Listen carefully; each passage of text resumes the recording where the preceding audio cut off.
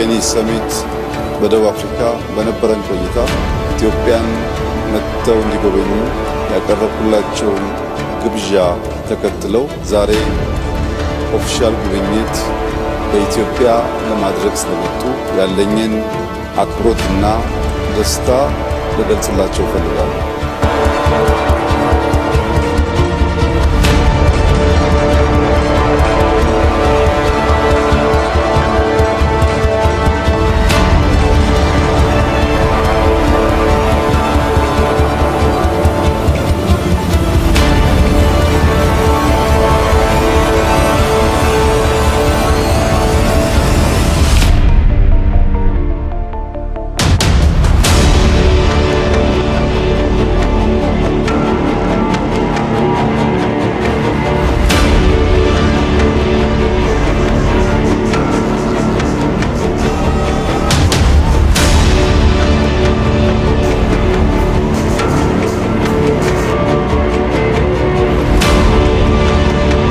ፕሬዝዳንት እንዲሁም ከሳቸው ጋር የመጡ የዴሌጌሽን አባላት ወደዚች ጥንታዊት የሰው ልጅ መገኛ የኮፊ አረቢካ መገኛ በአፍሪካ ብቸኛው በቅኝ ግዛት ያልተገዛች ሀገር ከፍተኛ ክብር እና ኩራት ያላት የማደግ ተስፋ ያላት ከሁሉ በላይ ደግሞ የአፍሪካ የፖለቲካል ካፒታል ወደሆነችው አዲስ አበባ እንኳን በሰላም መጣችሁ። ቆይታችሁ ያማረ የሰመረ እንደሚሆን ተስፋዬ የላቀ ነው።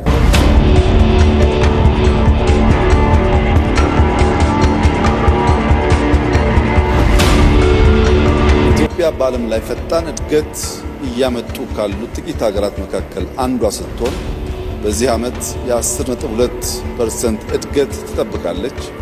የዚህ እድገት ቀጣይነት መረጋገጥ የሚችለው ከ130 ሚሊዮን ሕዝብ በላይ ያላት ሀገር የሲ አክሰስ ተከልክላ በዓለም ላይ ካለው ልምምድና ትሬንድ ውጪ በጠላቶቻችን ደባ ለረጅም ጊዜ የጂኦግራፊ እስረኛ ሆና እንድትቆይ መደረጉ ትክክል አለመሆኑንና እንደ ቱርኪ ያሉ የኢትዮጵያ ወዳጆች በዲፕሎማቲክ መስኩ ጫና በመፍጠር በሰላማዊ መንገድ ኢትዮጵያ የሲ አክሰስ ማግኘት የምትችልበት ሁኔታ እንዲያግዙ በስፋት ተወያይተናል። ሎጂስቲክስ አንዱ ትልቁ ቦትልኔክ ነው ለኛ እድገት። ከዚያ ደግሞ የሲ አክሰስ ቁልፉን ነገር የሚይዝ ሲሆን ፕሬዝዳንት ኤርዶጋን ከዚህ አንጻር የበኩላቸው ሚና እንዲጫወቱ ጠንከር ያለ ውይይት አድርገናል። ለዚህም ምስጋና እናቀርባለን።